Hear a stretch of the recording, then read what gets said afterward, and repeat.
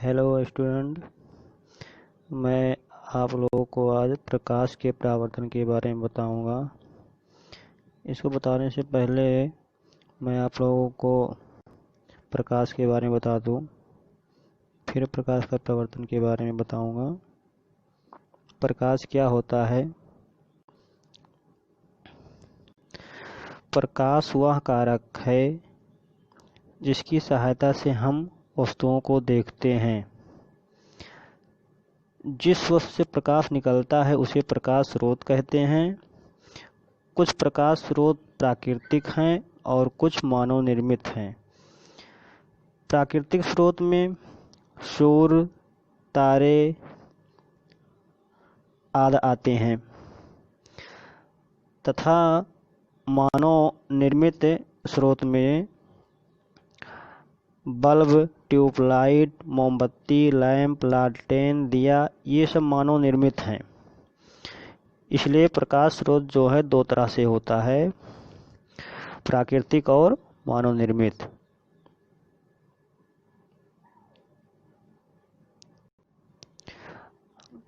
अब प्रकाश की किरणें क्या होती हैं इसके बारे में बताएंगे। एक सरल रेखा पर चलने वाली प्रकाश को प्रकाश की किरणें कहते हैं। प्रकाश की किरणों के समूह को प्रकाश का किरण पुंज कहते हैं।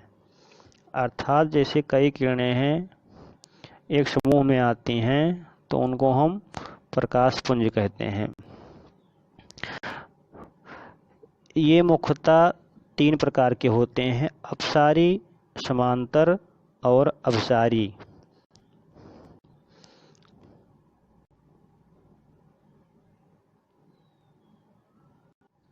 अब हम अपसारी के बारे में जानते हैं। अपसारी किरण पुंज क्या होती हैं। इस प्रकार के किरण पुंज से प्रकाश की किरणें एक बिंदु स्रोत से निकलकर फैलती चली जाती हैं। जैसे मान लीजिए ये कोई प्रकाश स्रोत है और यहाँ से प्रकाश निकलना शुरू हुआ तो इस तरह से अगर जाती हैं फैलती हुई इस तरह से, तो इस प्रकार के किरणों के समूह को अपसारी किरण पुंज कहा जाता है। अब हम आगे देखते हैं समांतर किरण पुंज के बारे में। ऐसा किरण पुंज जिसमें प्रकाश की किरणें एक दूसरे के समांतर होती हैं। जैसे मान लीजिए कोई प्रकाश स्रोत है या कोई राड है जिससे प्रकाश निकलता है, तो प्रकाश की किरणें इस तरह से जाती हैं अगर, जो एक दूसरे को टकराती नहीं हैं, समांतर रहती हैं, तो इस तरह के किरणों के समूह को समांतर किरण पुंज कहते हैं। और अब सारी किरण पुंज के बारे में हम जानेंगे। अब सारी किरण पुंज क्या होती हैं। अब सारी किरण पुंज इस प्रकार के किरण पुंज में प्रकाश की किरणें एक बिंदु पर आकर मिलती हैं या मिलती हुई प्रतीत होती हैं। जैसे मान लीजिए कोई ये एक बिंदु है, बाहर से कई किरणें आती हैं ऐसे और किसी एक बिंदु पर केंद्रित हो जाती हैं, तो इस प्रकार के किरणों के समूह को अभिसारी किरण पुंज कहा जाता है। अब हम पारदर्शी, पारभासी और अपारदर्शी पदार्थ के बारे में जानेंगे। वे पदार्थ जिनसे होकर प्रकाश आसानी से पार कर जाता है पारदर्शी अर्थात ट्रांसपेरेंट पदार्थ कहलाते हैं। जैसे कांच, पानी, हवा आदि, इन सबसे जो है प्रकाश आसानी से एक तरफ से दूसरी तरफ पार हो जाता है, तो ये सब पारदर्शी पदार्थ हैं। वे पदार्थ जो उन पर पड़ने वाले प्रकाश के एक छोटे से भाग को ही अपने में से होकर जाने देते हैं पारभासी ट्रांसलूसेंट पदार्थ कहलाते हैं। जैसे घिसा हुआ कांच, तेल लगा कागज, बैलून का रबड़, आँख की पालक, ट्रेसिंग पेपर, चर्म, रक्त, दूध, ये सब जो हैं अपने अंदर से प्रकाश के कुछ भाग को ही जाने देते हैं, अर्थात बहुत कम भाग को ही जाने देते हैं। तो इस प्रकार के पदार्थ जो होते हैं पारभाषिक पदार्थ कहलाते हैं। अब देखते हैं वह पदार्थ जो प्रकाश को अपने में से होकर नहीं जाने देते, अपारदर्शी पदार्थ कहलाते हैं।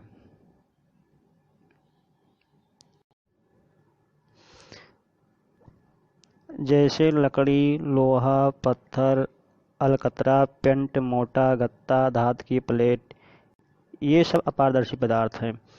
इन सब से प्रकाश जो है इनमें से नहीं गुजर सकता है, इसलिए ये अपारदर्शी ओपाक्यू मटेरियल कहलाते हैं।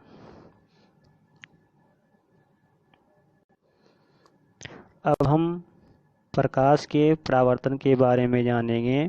प्रकाश का परावर्तन क्या होता है?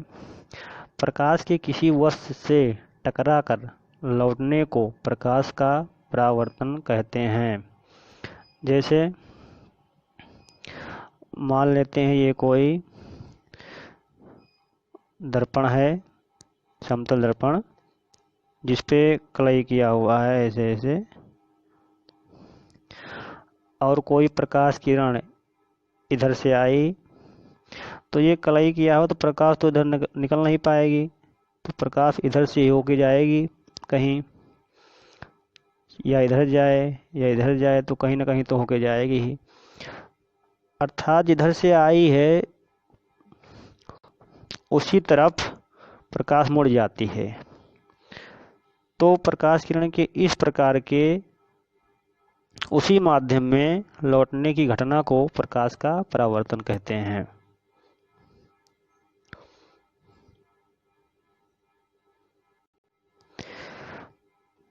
अब ये परावर्तन जो होता है इसके दो नियम होते हैं, इन्हीं के आधार पर इनका परावर्तन होता है।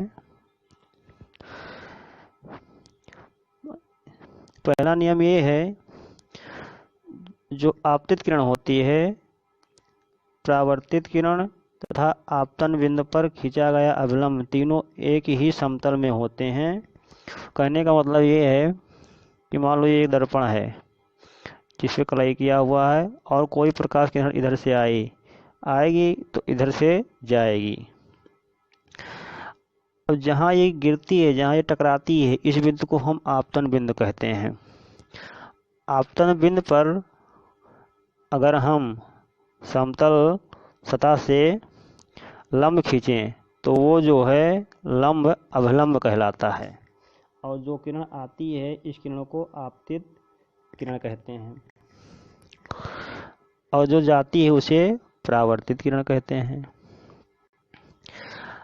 अभिलंब और आपतित किरण के बीच में जो कोण बनता है ये आई आपतन कोण कहलाता है।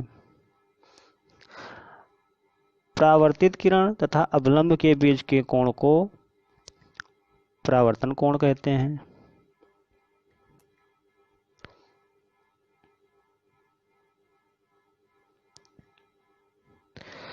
अब दूसरा नियम ये है, आपतन कोण परावर्तन कोण के बराबर होता है।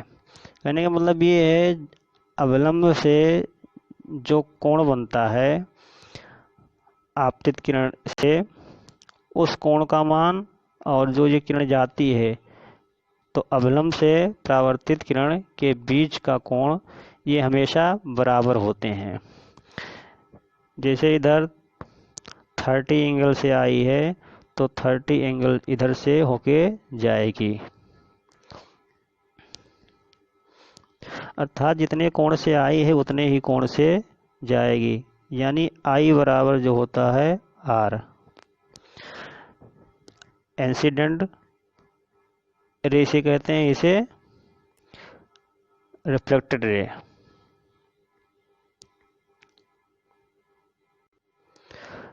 अब हम आपतित किरण, परावर्तित किरण, इन सब के परिभाषाओं को कैसे लिखेंगे। आपतित किरण किसी सतह पर पड़ने वाली किरण को आपतित किरण कहते हैं। जैसे ये सतह है, इधर से आई तो ये किरण आपतित किरण कहलाएगी।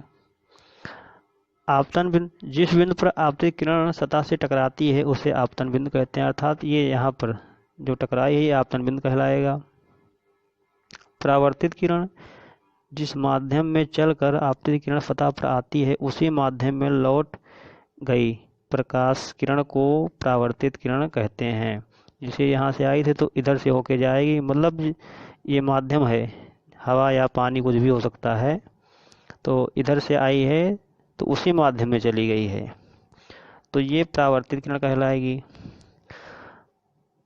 अविलंब, किसी समतल सतह के किसी बिंदु पर खींचे गए हुए लंब को उस बिंदु पर अविलंब कहते हैं। जैसे ये नॉर्मल, इसे नॉर्मल कहेंगे। आपतन बिंदु पर खींच दें अगर समतल सतह से लेके लंब 90 बना के 90 एंगल, तो वो जो है अविलंब कहलाएगा।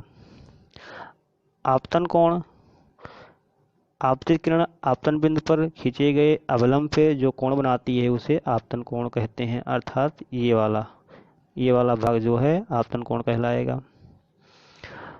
परावर्तन कोण, परावर्तित किरण आपतन बिंदु पर खींचे गए अवलंब से जो कोण बनाती है उसे परावर्तन कोण कहते हैं, अर्थात ये वाला भाग जो है परावर्तन कोण कहलाएगा।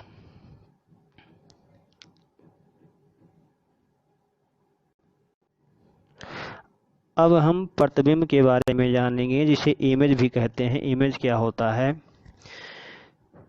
किसी बिंदु स्रोत से आती प्रकाश की किरणें दर्पण से परावर्तन के बाद जिस बिंदु पर मिलती हैं या जिस बिंदु से आती हुई प्रतीत होती हैं उस बिंदु स्रोत का प्रतिबिंब कहते हैं।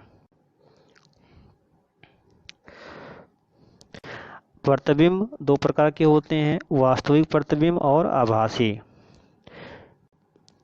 जिसके बारे में हम जब दर्पण पढ़ाएंगे तो उसमें आभासी प्रतिबिंब क्या होता है और काल्पनिक प्रतिबिंब क्या होता है उसके बारे में बताएंगे।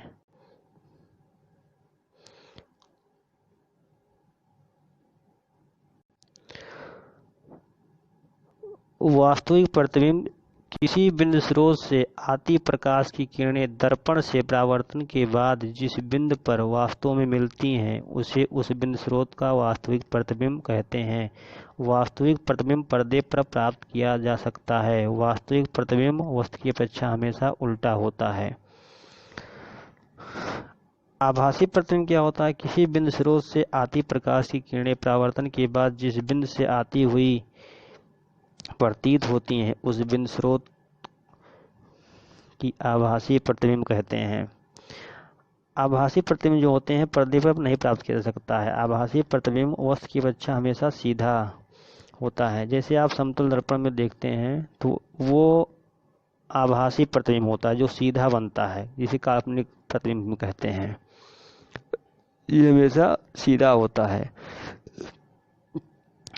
अब कहेंगे कि उसमें तो हम उल्टा दिखाई पड़ते हैं, अर्थात दाएं का बाएं बाएं का दाएं दिखाई पड़ता है, तो कैसे काल्पनिक हुआ? क्योंकि काल्पनिक तो सीधा होता है ना, वो पार्श्विक उल्टा होता है, अर्थात लेटरल जिसे कहते हैं बगल से उल्टा होता है। तो इस प्रकार जो है ये आभासी प्रतिबिंब हुआ। अगर आपको देखना है वास्तविक प्रतिबिंब, जैसे ये चम्मच होता है तो चम्मच में आप यहाँ पर जो है अगर ये चम्मच सीधा घिसा पिसा नहीं है तो आप यहाँ पर देख सकते हैं चम्मच के अंदर जो है आपको जो प्रतिबिंब दिखाई पड़ेगा वो जो है वास्तविक प्रतिबिंब रहेगा। अगर हम इस तरफ से देखेंगे तो इधर से अगर देखेंगे तो काल्पनिक प्रतिबिंब दिखाई पड़ेगा। अब ये वास्तविक और आभासी जो है ये जब हम दर्पण पढ़ाएंगे तो उसमें आपको अच्छे से मालूम हो जाएगा कि आभासी क्या होता है और वास्तविक क्या होता है।